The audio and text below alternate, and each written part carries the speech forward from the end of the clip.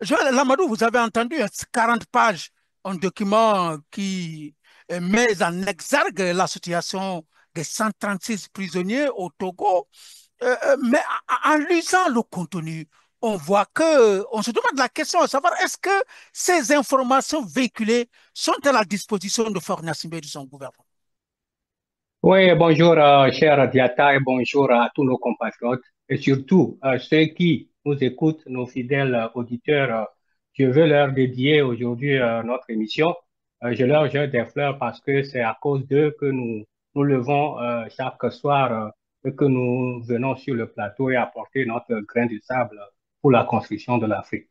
Je vais commencer en réalité cette émission par une touche d'humour, hein, pour que nos compatriotes euh, Allez-y. euh, voilà, donc moi, effectivement, je suis allé aux nouvelles, j'ai vu des compatriotes en James Bond, hein, avec des lunettes noires, et qui nous avertissent il y a déjà 2 jours qu'ils vont aux Nations Unies.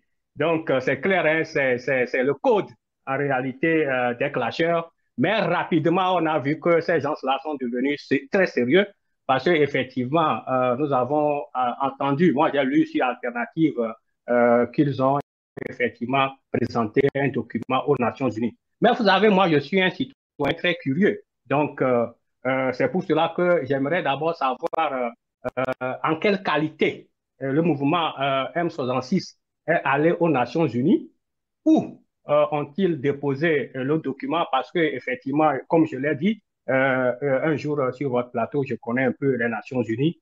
Euh, cette rencontre qu'on dit, c'est une rencontre de haut niveau. Donc, il faut que peut-être j'explique un peu à nos chers compatriotes qui sont peut-être dans les villages, mes grands-parents, pour qu'ils comprennent ce qui se passe aujourd'hui aux Nations Unies. Donc, les Nations Unies, c'est comme une Mais assemblée. Joël, excusez-moi, Oui. mais le mouvement 66 est connu comme un mouvement citoyen qui représente le Togo. Donc, ils sont allés au nom du peuple du Togo.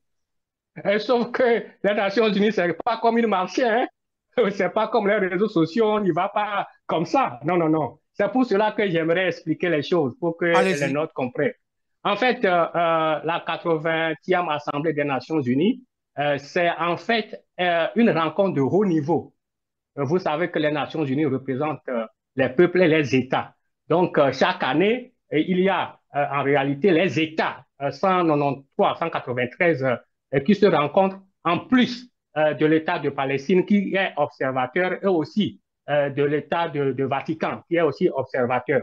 Donc, ce n'est pas permis à n'importe qui hein, d'y aller à cette 80e assemblée. Si vous n'êtes pas accrédité, vous ne pouvez pas y aller. Donc, le M66, effectivement, c'est un mouvement qui est né il y a à peine 4 mois. Donc, la procédure d'accréditation des organisations non gouvernementales est extrêmement lourde, ça prend du temps. Donc, effectivement, le M66 ne pouvait pas recevoir une accréditation. D'ailleurs, s'il recevrait une accréditation, il ne pouvait pas participer en fait à la conférence de haut niveau parce que c'est exclusivement réservé aux gouvernants.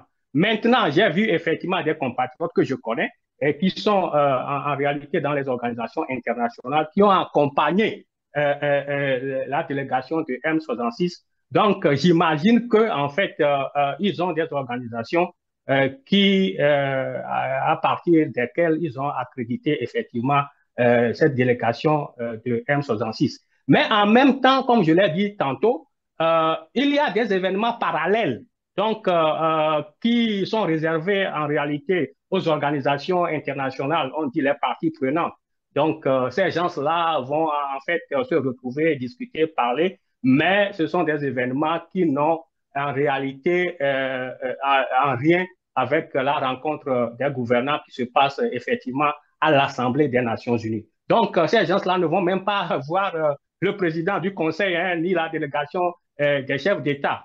Donc, c'est ce que je vais apporter comme contribution. C'est pour cela que je demandais Alors, où est-ce qu'ils ont déposé oui. en fait le document pour que nous sachions quelle réponse apporter en fait à la démarche. Mais effectivement, j'ai lu un peu le contenu et je peux dire que c'est effectivement un contenu très riche, un contenu qui épouse d'ailleurs les thèmes de la 80e Assemblée des Nations Unies, notamment les droits humains.